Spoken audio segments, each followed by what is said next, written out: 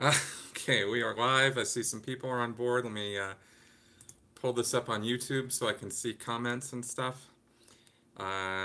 See what we've got going on here. Happy Saturday morning, everybody. For those of you who are here, let's see if we're making this happen or not. Come on, there we go. There it is. All right, so let me mute my sound and pull this up here. Okay, let me Adams. Hello there. All right, and let me pull up Patreon.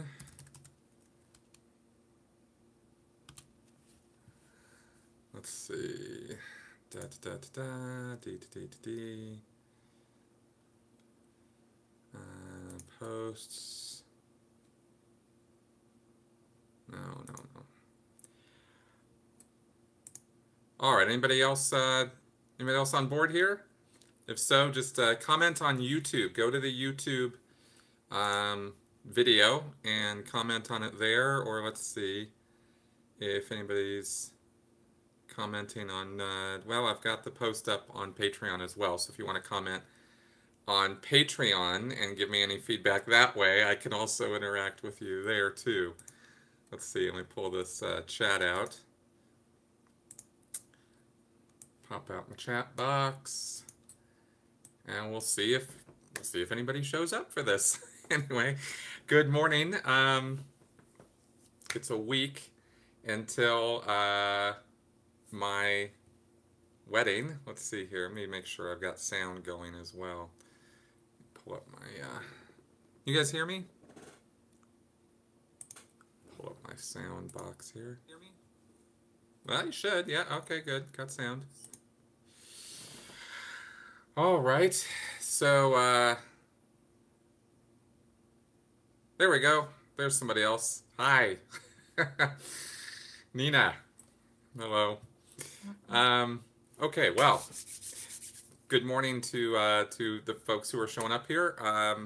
I am actually in a state of extreme nervousness. A week from today, in fact, 1 week and 2 hours from now, I'll be getting married, and I'm kind of freaking out about that a little bit. Not too much freak out, but a little bit, of oh my God, what's happening? What am I doing? Am I really doing the right thing? Like, I've done this before. I've been married before, so I kind of know what that feels like, but I didn't know that I was going to feel that again. And all the the beginning parts and all the planning and all the everything that goes into it is so time consuming. Um, you wouldn't think it would be, but yeah, it is. It's anyway. It's just life is fun these days, but it's been really, really, really crazy, hectic, busy. I posted today a new podcast. Yeah, try to stay in the moment, exactly. Hello, Sandra from Dubai. Wow. Really? Dubai? Damn. Okay, cool. Anyway, yeah, I'm trying to stay chill and just get things done. Posted a podcast today on Operation Snow White, a very famous, infamously awful thing that Scientology engaged in. And oh, really? Not cool, very hot. Yes, I'm sure it is in Dubai. Oof. Anyway, the Snow White program was really quite something in Scientology's history. And while it's ancient history in many ways, I mean, it happened in the late 1970s, and 11 people went to jail, including Hubbard's wife, and it was very, Scientology likes to claim it's all behind them, and they're not like that anymore. And all the people who engaged in that activity were, are no longer around. But that's not true. I'm gonna share a little story with you guys that I did not put out into the public, and I wouldn't post this publicly because it's kind of, not something I would want to have out there everywhere. Um, on my birthday, July 8th. Wow. I met when I moved to Twin Cities in Minnesota in 2013. I've told the story about how I went out there for Nikki and da da da da da dee dee dee dee dee da da da da da. Well, Nikki's dad was Bob Walker, and Bob Walker is a bigwig Scientologist in the Minnesota area. He's into he does he's got owns a construction company. He does just fine for himself, and he's a really nice guy. The Walkers are great people. I really liked knowing them. Well, turns out that one of Bob's friends back in 2013, and probably still, was a guy named Jerry Wolf, or Gerald Wolf. And I did not know, I did not connect the dots for months, until months afterwards, that I was talking to, when I met Jerry, we had dinner, a few times with Bob and Jerry and Jerry's wife and Bob's wife and me and Nikki. I did not realize I was talking to somebody who had gone to jail for Scientology as part of Snow White. I met one of these guys, still a Scientologist, still very much into Scientology beliefs. In fact, not the brightest bulb. Now, Jerry, I don't mean that in some like horrible way, or I'm trying to say that he's a horrible person, because he was actually a really nice guy.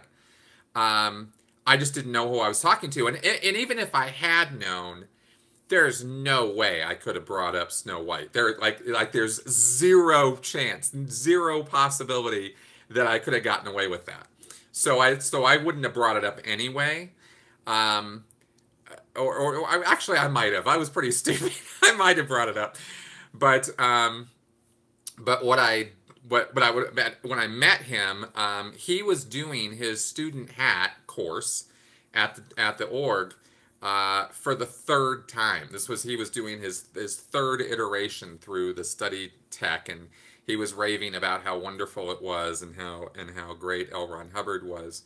And when I did finally connect the dots later on as to who he actually was, that this was not just one of the guys who went to jail, but it was the guy who was in the IRS building who got busted for not having a proper ID card, I think is what the problem was. And the librarian at the IRS, where he was sort of mucking about, we got suspicious of him because he was acting suspiciously. And this is a guy, now that I've met him and interacted with him in real life, this is definitely a person who does not have a lot of spy acumen. This is not a guy who's real smooth and suave. So it was interesting, anyway, to meet him. And I wanted to talk about that in the podcast, but I didn't put it in there because I thought, I don't need to bring his name out in that connection and stuff. Wasn't really any good reason to do it, but I thought I'd let you guys know about that because it was kind of funny to see that. God, Snow White was just such a disaster for Scientology, and the other reason why I thought it was relevant to talk about these days is because the church really hasn't changed at all, not even like one little bit, as far as the whole attitude about them being, the superiority attitude and the us versus them and all of that. It's pretty bad. So did you guys have anything you wanted me to talk about or bring up? If so, go ahead and throw me a comment. Go to the YouTube link, and if you pull it up there, which is I think how you guys are probably watching this, or you can also comment on Patreon as far as any interaction on the post that I made about this. Going back down here and looking at that, so I'm not really seeing anything on Patreon. So, but if you had anything you wanted to throw my way, just go ahead and put it in the comment section there. I'm not particularly doing these hangouts with any kind of agenda or pre-planned things to talk about particularly, other than just sort of me rambling, blah blah blah. Main thing that's consuming my life right now is the wedding coming up in a week, and just keeping my content going. We're gonna have another. If everything goes according to plan, then next week I'll have another podcast up about the next iteration of nonsense in Scientology with the data series. If you guys have been following along with what I've been talking about, the data series is a bunch of policy letters that Hubbard wrote about logic and reason and how to think. Hubbard literally said, "This is how you think. This is how you should be thinking." And he just rants and raves about how bad psychiatry is, of course, but how all philosophy and logic and every attempt to get some sort of semblance of logic and reason together, he just poo-poos all of it and then says his system is the best one. So, yes, Sandra, I thought it was interesting to hear today about Hubbard wanting to take over countries and his stupidity in trying to do that led to Snow White. Fascinating. Yeah, it was, one thing you can say about L. Ron Hubbard is the guy didn't think small. He had big plans for Scientology and for himself. And it was just all about his own personal fame and fortune and getting his name slammed into history. So he had, he took big bites. When he went for something, he go big or go home. Of course, he ended up going home all the time, but he didn't. It wasn't for lack of what's the word? Oh, I hate it when I can't think of the right word. Ambition. It wasn't for lack of ambition. So, yeah. And they were really serious about that. I mean, Hubbard was, they did the Rhodesia, and then when they sailed around in the Mediterranean, they literally tried to take over Corfu in Greece. And they had their tentacles fully in there, to into the government. And then they got kicked out pretty bad, and then they went over to Spain and Portugal and were sailing around over there, and they didn't go back into the Mediterranean. They got slammed so hard that they were like, okay, we're not going back over there again. And then then he was just in hiding for the rest of his life. Yes, audacity. That's a good word, Nina. It's amazing how far audacity can take you. It is, actually. I don't know, what everybody's political leanings are here, but I would say the same thing about Trump. Like him or not, love him or hate him, the guy's audacious. He really, and it's a weird commentary on our society, isn't it? On us, maybe, that we, I don't know, allow that we. That we admire that, yeah, thank you guys. I tweet a lot about Trump on Twitter and about the government situation and stuff. But I only do that, I don't know. The thing that outrages me the most about it isn't the politics of it. I think people think that my liberal tendencies or something are what drives me, but it's the outrage I feel about the what they're getting away with. That's the thing that really just drives me crazy about that stuff. Is that somewhat like Miscavige is trying to do with Clearwater with LA? Yes, Sandra, that is exactly what Miscavige is trying to do. Miscavige is thinking smaller than Hubbard did. But yes, they absolutely have designs on, if Miscavige had his way, they would just own Clearwater. Now, I'm always a little bit about talking about Clearwater because I'm not, I've only been there a couple times, and Clearwater was not my bailiwick. Love that word. Love to use that word. But I do know that they definitely, going small is the way to take over everything. Yeah, that they, just sort of a creeping strategy, I guess, is what he's adopted now, where because he knows that they're in a fight with Clearwater, and that the majority of Clearwater citizens are not do not support Scientology. And so they tried, and it's interesting, I think it really says something about Miscavige's psyche, how he's dealt with Clearwater, because they really it did not take long for Miscavige to pick up his toys and go home, right? With that fight over the aquarium parking lot or whatever that lot was that Scientology was trying to buy.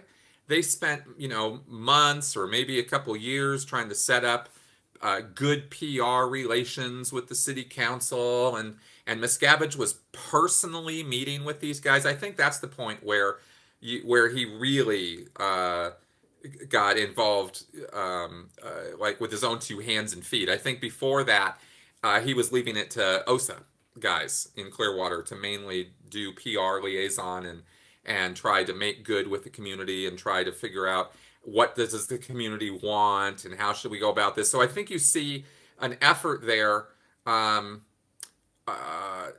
to apply Hubbard's policies on what's called PR area control.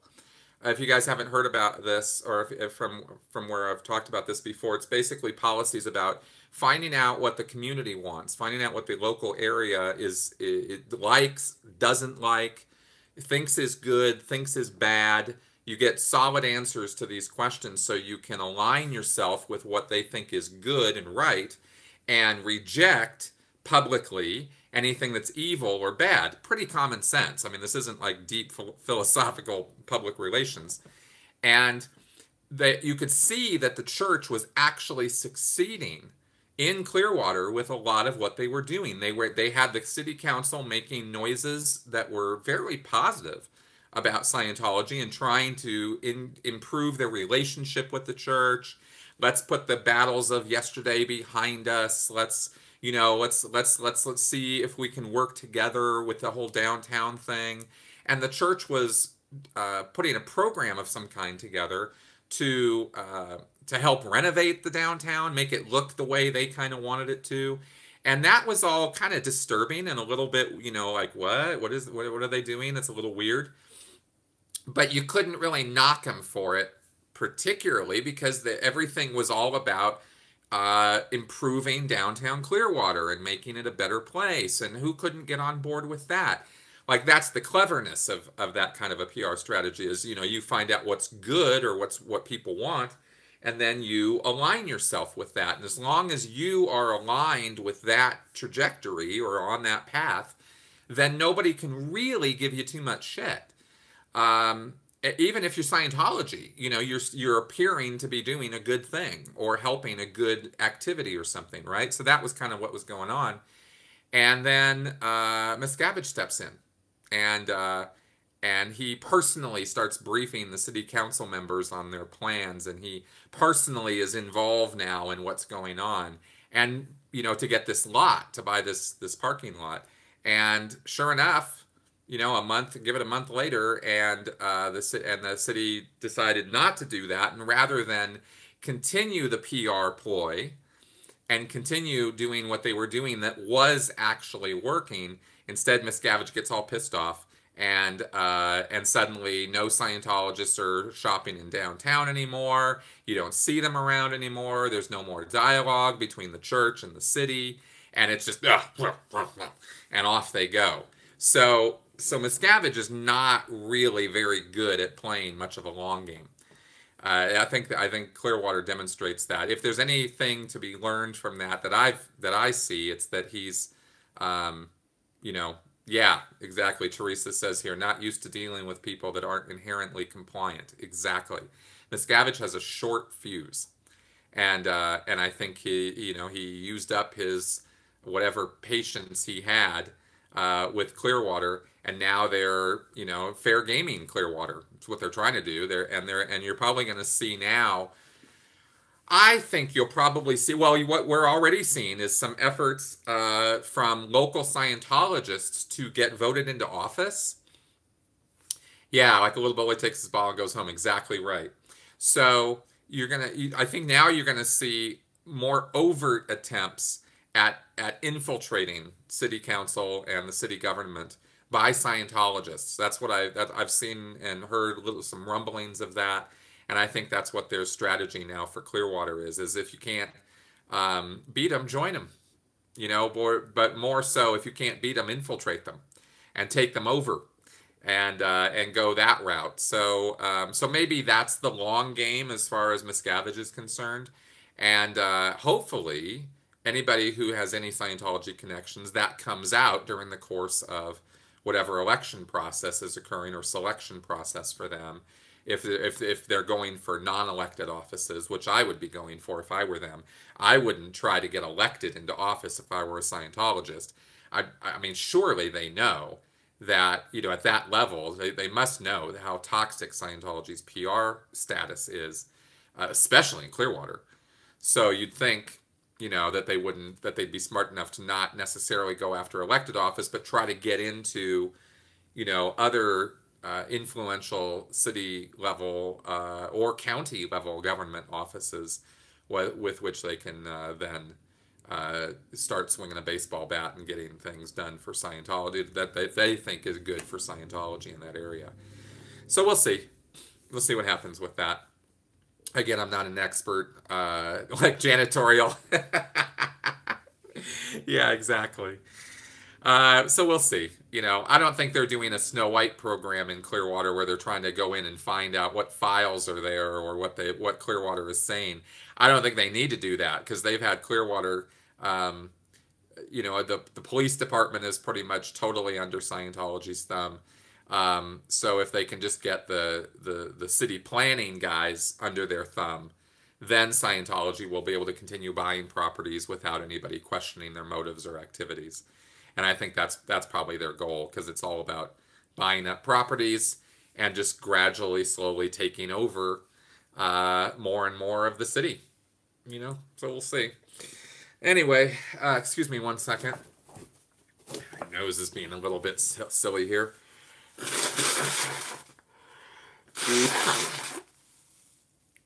Ugh, sorry about that. The vagaries of being live. Such a waste of money. Yeah, you got it. And the thing that really pisses me off about Scientology when it comes to the money is not that they choose to take all these people's money and then do really stupid things with it because, arguably our government does way stupider things with our money than Scientology will. The thing that pisses me off about Scientology is that it's tax exempt, that they don't have to pay the piper at all for anything for what they're doing. It's really annoying to me. If I had my druthers, I don't know. I'm kind of curious. What do you guys think about this? If I had my way, I think I would take tax exemption away from the 501c3 status entirely. I think churches, or I think the guidelines for getting 501c3 status, maybe rather than taking tax exemption away, maybe they should change the requirements to get 501c3 status. That would be nice. That would be amazing. Yeah, Teresa, that's right. If there could be some kind of way of, well, I think the UK gets this. Australia gets this. I think that there should be a public benefits test. In theory, I don't have a problem with churches or nonprofits getting tax exemption if they are truly engaged in public benefit, activities that are to the public benefit. That was the whole point of tax exemption. That's why it exists, is so these guys can take the money that they get and invest it back into, things that benefit the public. And it's just been it's just a joke now how these organizations, these televangelists, this Joel Osteens of the world, just take advantage of this. It's not that Joel Osteen's group, I can't say for sure that he's not doing anything to the public benefit, but I sure don't see it. I don't even see, I don't know. Like I said, that's not something I pay a lot of attention to, but you'd think that if these guys were engaged in, at least Scientology tries to make an effort to PR their volunteer ministers, even though it's a joke. It's even though it's a tiny little cater of people. It's not a big group of folks that are running around in the yellow shirts at disaster relief sites. At least some people show up and try to do something. And you know, oh yeah, I've been wanting to ask about universal basic income. Yeah, I'll let me get to that in a second.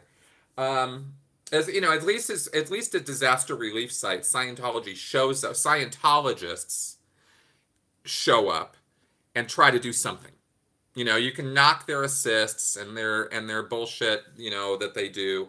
But for the most part, the guys who show up at those sites actually do want to help, and they actually do want to do something of benefit. And I know for a fact that they have done logistics work, running water and supplies, and picking things up and getting things to the first responders and helping people whose homes have been devastated and stuff.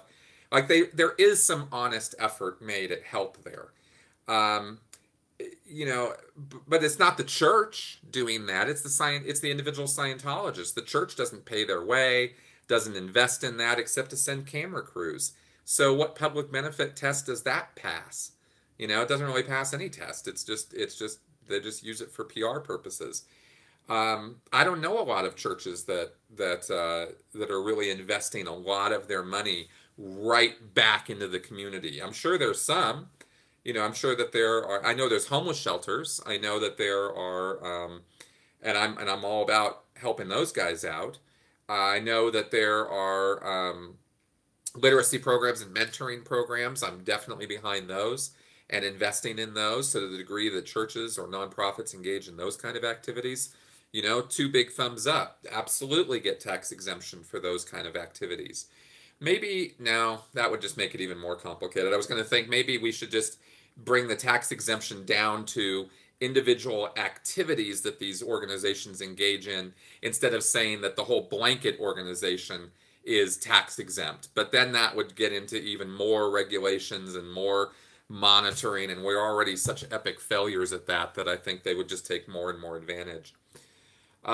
Anyway, I think the tax exemption thing is total nonsense, and I think it really I just don't get why we allow it. I don't get why we, as a country, why do we? Yeah, exactly, Nina. I think they should have to prove that they're a charity or prove their charity. That's what I'm talking about. With the public benefits test. It's a test you actually have to pass. I don't mean like a written test. I mean they go and look into what you're doing. I tend to think we need the public benefit test versus limiting tax. Yes, Fran, that's what I'm talking about. I agree. Senior assistance, low cost housing has been a church activity for years with many real churches. Yes, good. That's the kind of thing I'm talking about. I know that those things happen. I don't mean to imply that no nonprofits do any help or that no churches out there are helping with their communities. I'm sure they are. And I want to support that. I really do. What we get thrown in our face, of course, by the controversy-hungry media is all the times that they don't do that. So that tends to be, the picture that gets painted is none of these guys are helping and it's all bad. And I know that's not true. But I do think that it would be really helpful to the world at large if the United States especially, if we could crack down on that. And I don't know what the problem is. I really don't. But anyway, excuse me, that would be, I think that would be legislation worth investing in. Teresa, you asked about what do I think about universal basic income? If you want to hit on that at all. That's a tough one. That's a tough one. I think it's if it was baseline at 5 mil or 10 million before it kicked in. Oh yeah, Teresa, good point there on a lower rate than they could have a much lower rate than individual or corporate rate, and it would still be a huge amount for the giant money sinks, even if it was a baseline of 5 million or 10 million annual before it kicked in. Yeah, good point. Okay, universal basic income. I've only given this a passing thought. I haven't really dived deep into it. So I don't know how it would work or what it would look like. I know that the Republicans and conservatives would have be an apoplexy about it. There would be absolutely no way that they would want something like that, because they have very, there's a basic fundamental philosophy with conservatives of personal individual responsibility and sort of an independent attitude, rugged individualism, and that philosophy is not wholly wrong.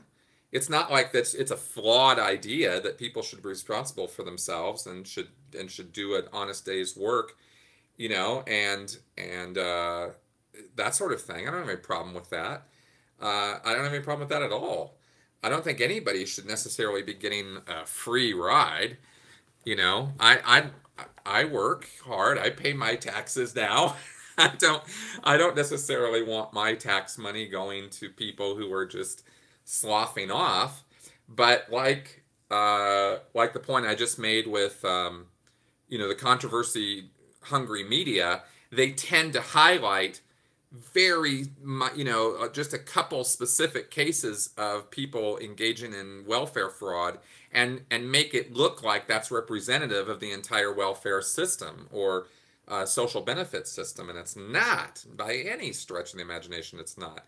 The majority of people who are benefiting from entitlement programs or from food stamps, the SNAP program, all of that. There are people who really they'll die if they don't get that, and I don't think we want to just have a bunch of people just dying for no good reason just because they're disabled or they're veterans or they're handicapped children. I mean, these are people who are born not on an equal playing field. They're not. It's not an equal. It's not like everybody is born equal.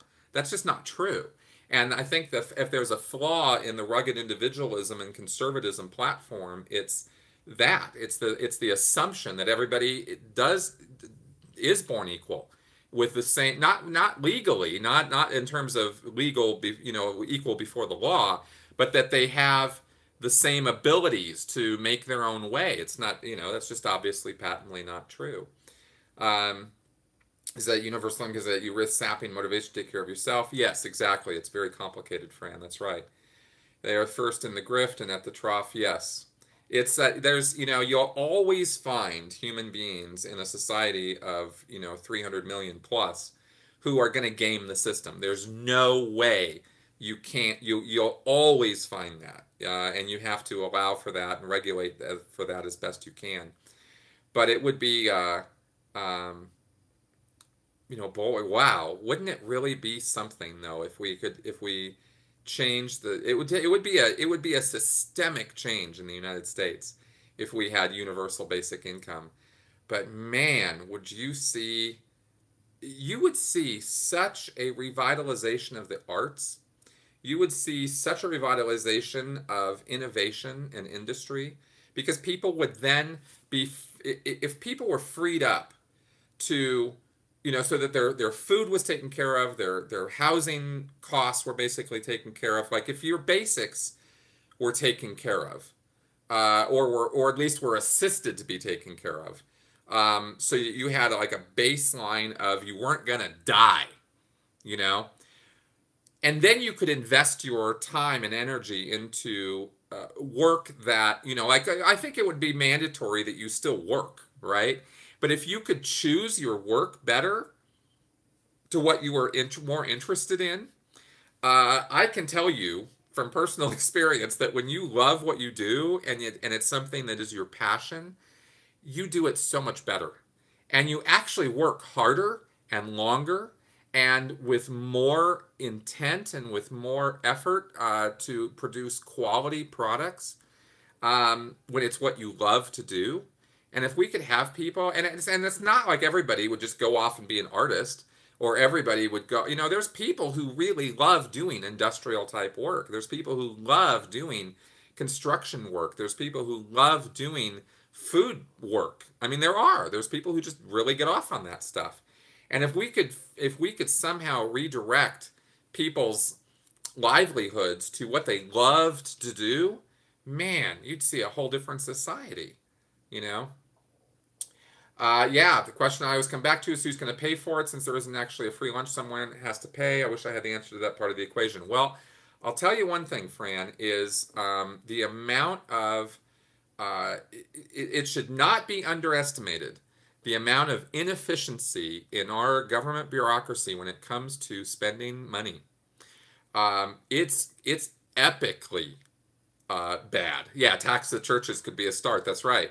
That would be another place where income. I mean, there's billions and billions and billions that is not revenue for the government because the churches are tax exempt or the nonprofits are tax exempt. So if we had that public benefits test, that would clear the way for a whole bunch of income to come in to our economy from these nonprofits who are not, you know, who are not actually benefiting the public. So that could be a step on the if you were going to imagine a program of actions to make this happen. I think that would be an early and important step. We'll take away government bullshit spending. Yeah, huge, Nina. I'm sure it's not just the United States either. What happens is when people are given access to tax money, they somehow get the idea, and I don't know why. It's a very very weird, fallacious thinking.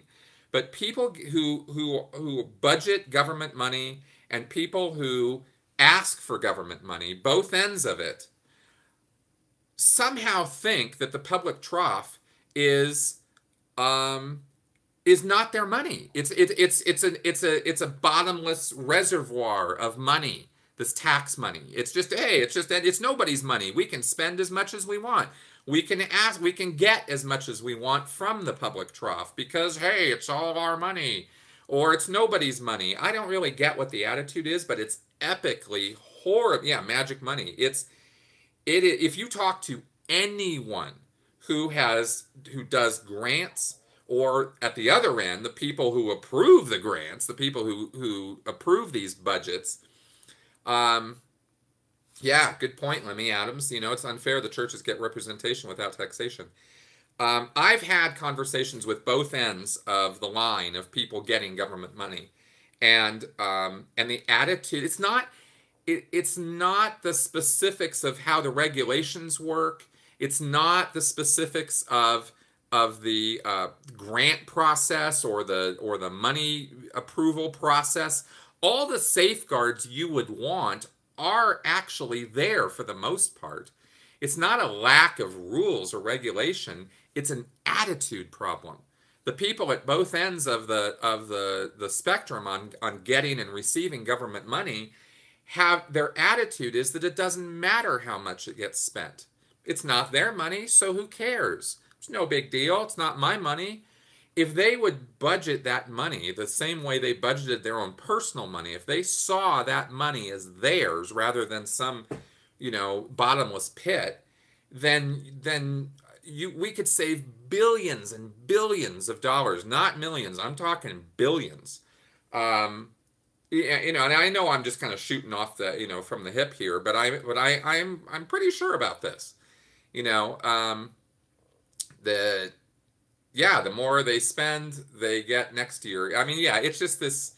The war machine. Support the activities that promote public benefit. Absolutely. It's just our attitude. America has an attitude problem when it comes to where our money goes, and most Americans would be just floored. I mean, absolutely disgusted by the waste that goes on with government spending. We look at percentages. We put these, not just America. We put these graphs out there. I mean, there's so much disinformation about this, but you can find it. It's actually not hard to dig into the details and get where our money is going and how much of it is being wasted. They remember the old stories about the $400 hammers and the $1,000 toilet seats. Those are true stories. I mean, that's how government spending gets out of control. And that's our money being burned, being flushed down the toilet. So getting back to the universal basic income point, there's plenty of money. It's never been a question of is there enough money to provide something like that, or to provide social benefit programs. There's tons of money. Our GDP is out there. It is amazing what the United States produces. So, yeah, I want $1,000 toilet, exactly. So there's a lie that there isn't enough money, right? There's plenty. It's how the money's allocated. It's where it goes, and it goes to some pretty basic, pretty crazy places. And now, thank you, Sean. Yeah, I'd love one of my deep dives into this. I think I should look into this. Yeah, 800 international military bases aren't cheap. You're absolutely right. They're not. And in some ways are, for given the level of okay, guys, I'm gonna do this. I'm gonna see about doing some research on this and maybe find some folks I can talk to. John P. might be somebody who might help me with this, but I'd like to find some people who are involved in this, and we'll see about doing some stuff on this. Because I'd like to figure this out. I'd like to actually run the numbers and see how they turn out, and see where is our money going that we're not able to afford, this stuff, and maybe figure out how could things be realigned so that we could do something with this. Good. Stockton is supposed to be starting their program this year. Oh, is that I saw the mayor of Stockton on Bill Maher. I think it was last night. Is that what you're referring to, Teresa? Because they have a program of some kind going where they are providing some kind of basic income program. Is that did I get that right? I think so. I was very interested in that.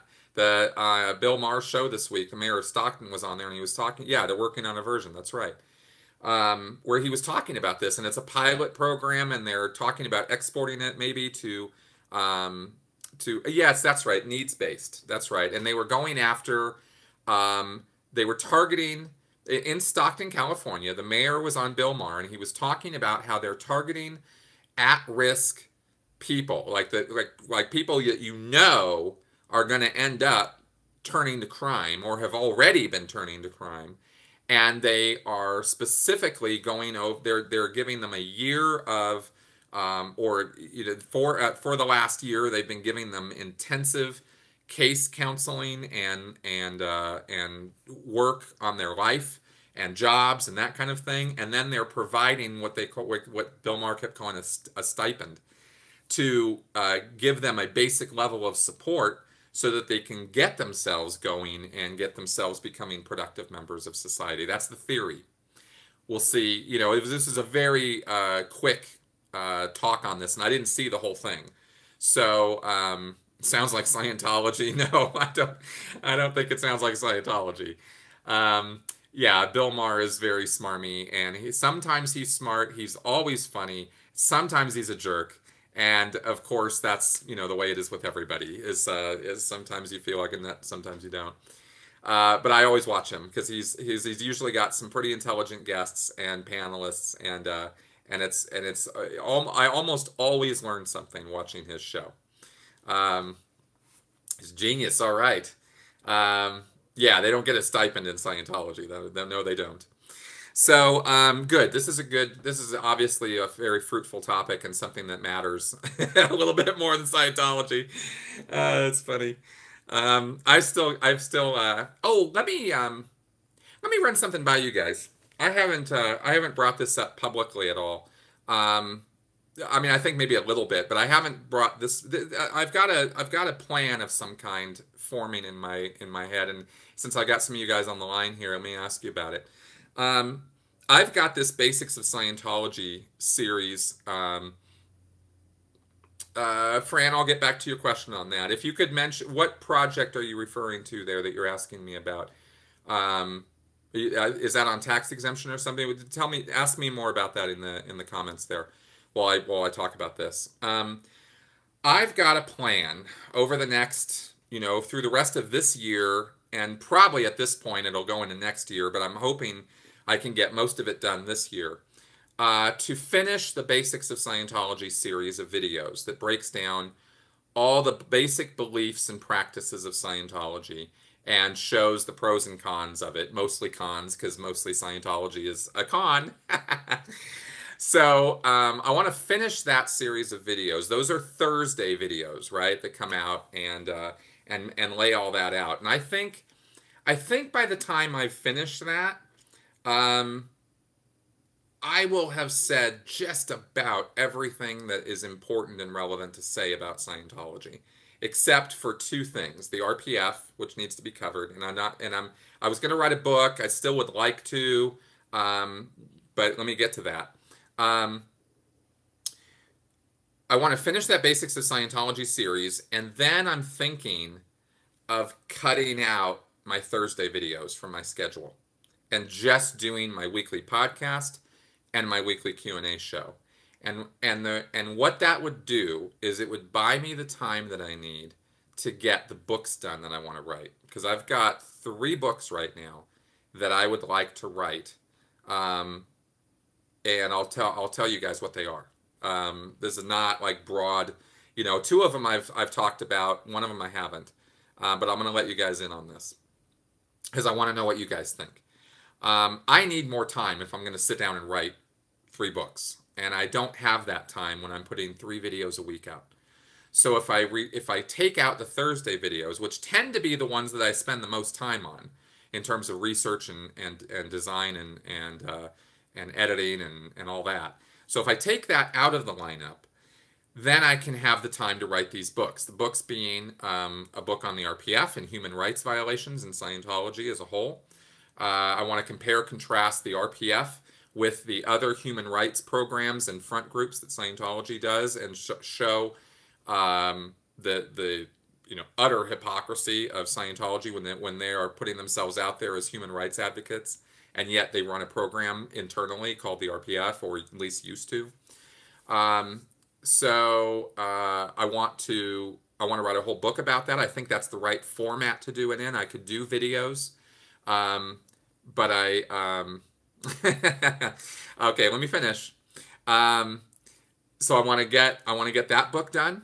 I have another book that I want to write that is going to take a tremendous amount of research and work to put together, which would be about the children of Scientology and the Sea Org kids specifically, but also get into child care and child rearing in Scientology and how it sets up an entire generation of Scientologists for utter and dismal failure, and already has, and how Hubbard's policies about kids and rules and guidelines about dealing with kids is just totally batshit crazy, and the results of what happens when you raise kids with Scientology.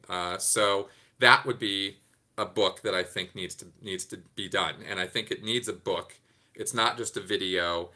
I've done videos and interviews where I've talked about how kids have been abused in Scientology, the sexual abuse and the psychological abuse, but it really requires a book, I think, to do this.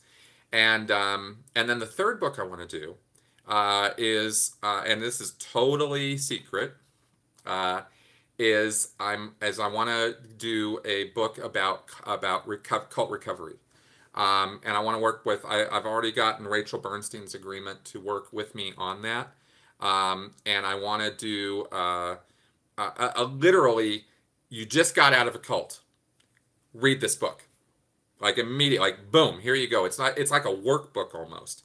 It's like, here's what to do. Here's who to here are not who to contact, but here's how to go about rebuilding your life and in the real world, not in the cult world. And this would be universal.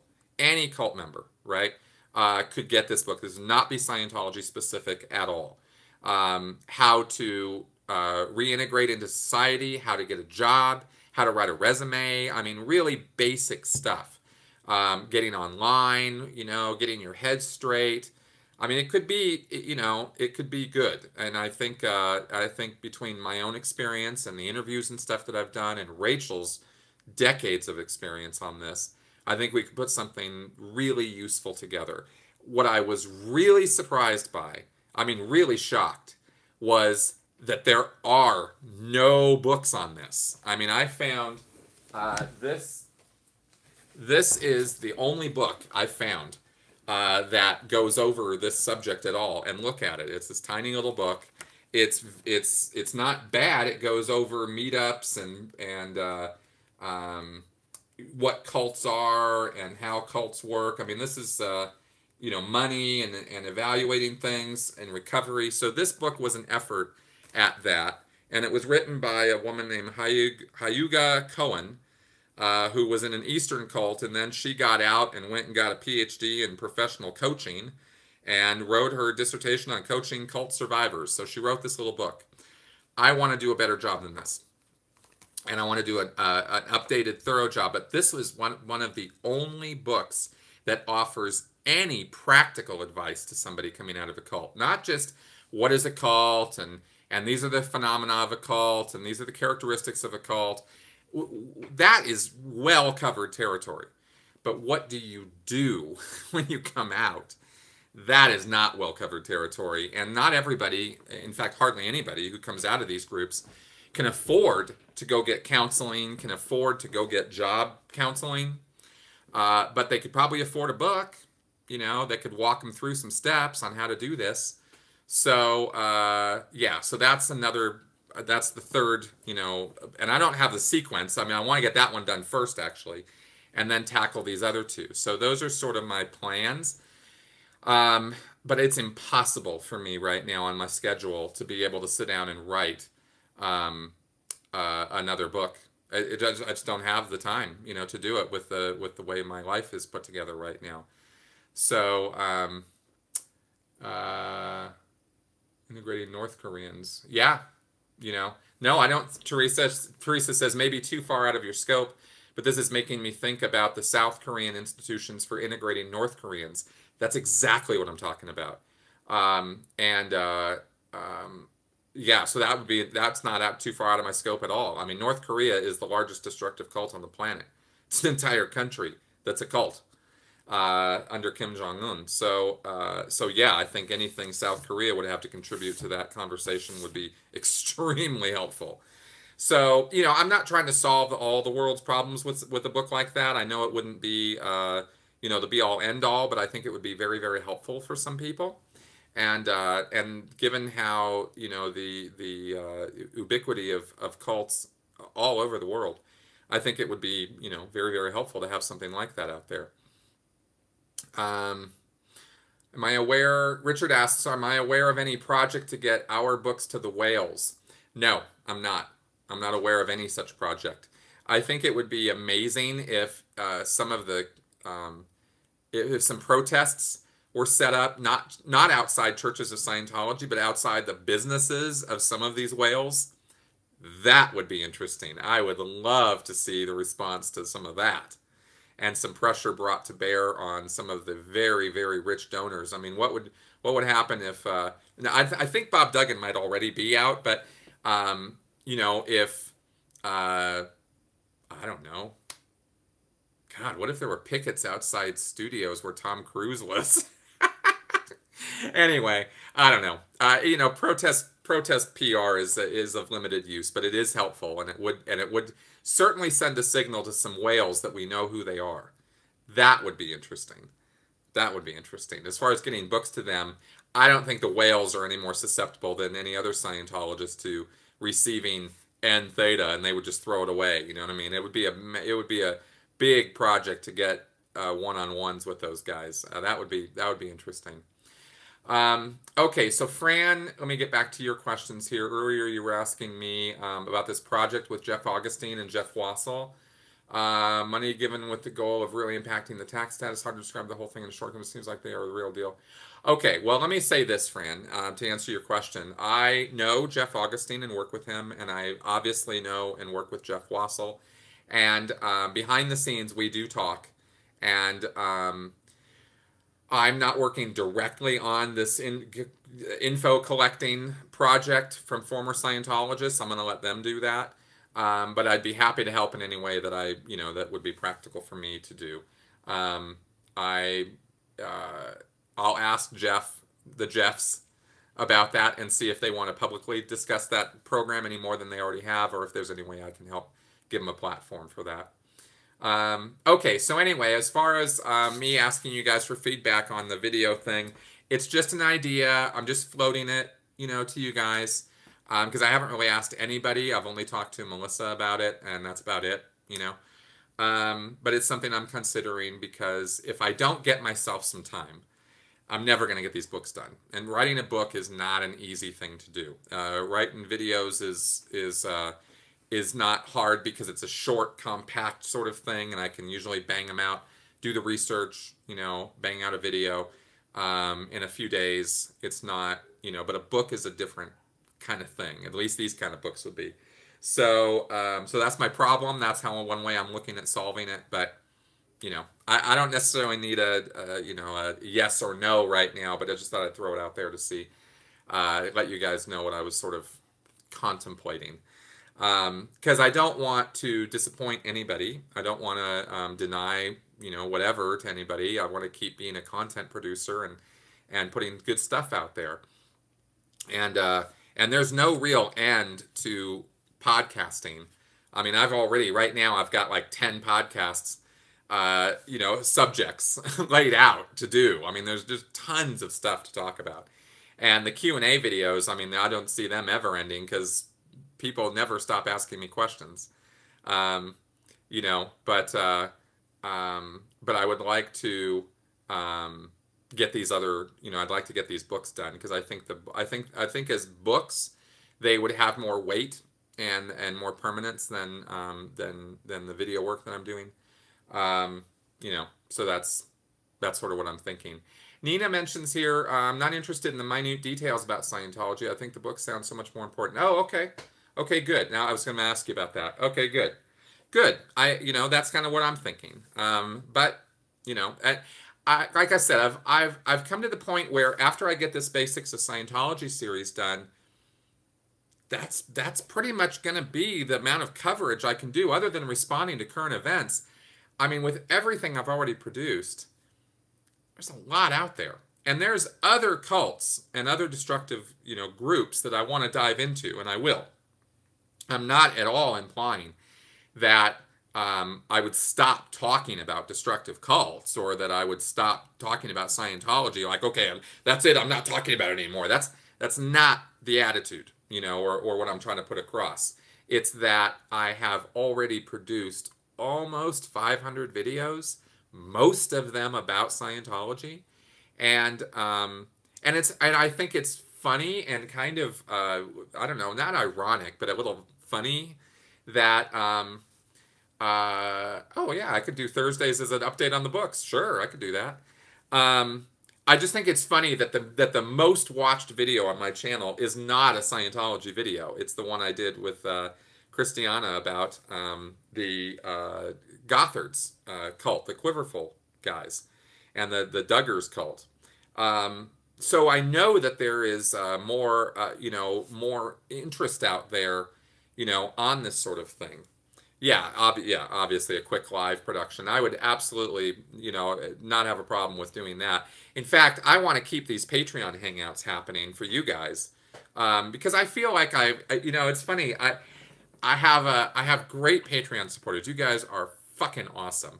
But not everybody's really interested in talking all the time. But I want to do these hangouts every month. I'm going to keep these going for sure because I can't think of too many ways I can reward you guys or give you something special for giving me some love and support the way you guys do. And I want to do something, So anyway, I'm trying to rack my brains to think of other things I could do to encourage folks supporting me because I want to do something on that. Yeah, thank you, Nina. Yeah, the Gothard videos, those were special. I was when I met Christiana, I met her at the Secular Hub here in Denver, and I heard her story, and I was just like, oh my God, I want to get that story out there. This is so important. And then once I dived into the whole Gothard cult, it took me a year to get my head around it, which is why it took so long I did the interview with Christiana, and then it took a year to make a video breakdown of Gothard's actual principles and what he did and how he did it. And And I really got an education in what you guys must experience trying to learn all about Scientology, because Scientology is this huge subject and it's really hard to get across all the details of it in a succinct manner because it's just so big. There's just so much to it. Well, I ran into the same thing myself trying to learn about the Gothard's cult because it's huge. He's got hundreds of workbooks and a homeschooling program and these 7 basic principles and like all this stuff that I had to get my head wrapped around so I could effectively communicate about it. And Christiana was just wonderful helping me with that. And we sat together and worked it all out. And she gave me all these workbooks, and I was reading through it and figuring it out. And anyway, the Scientology experience definitely helped me see through a lot of Gothard stuff a lot more quickly than I think a lot of people do. But then we could present it in such a way that anybody could see, oh, this guy's full of shit, and this is really bad stuff, and you shouldn't have anything to do with this. And for the most part, the comments and feedback from those videos has been that people get it, and they don't want to have anything to do with that stuff. So yeah. Okay, and then yes, I mentioned this thing about Hubbard and temporal lobe epilepsy. Yeah, that was the one with Uval. Oh, you met him in Toronto, Nina. Oh, cool. I would like to do more work like that too, getting into the neurology and psychology of what goes on in these cults and fervent belief. Uval Aor is the guy I did that podcast with, and we tried doing another podcast on evolutionary biology. That didn't go so well. But maybe including helping escapees learn from their experience will avoid difficult. Yes, that is definitely going to be part of it. Advice on not going from one cult to another is a huge part of that book's outline already. I've already outlined the book, and that's definitely in there. I would like to do more with Yuval on his whole specialty is fervent belief, and he's trying to figure out why and how that works and how that happens. And so I would like to do more work with him. He's in France right now. I actually just talked to him on the phone the other day, and he'll be back in June, and I want to get back in touch with him and work with him on that stuff, because that's where I'm kind of going to, is like why do people do this? What's the psychology of it? And not just the psychology of at the level of cognitive dissonance or undue influence, where yeah, you can be lied to, sure, okay, great. But where does this tendency come from in human beings to just go all in on something?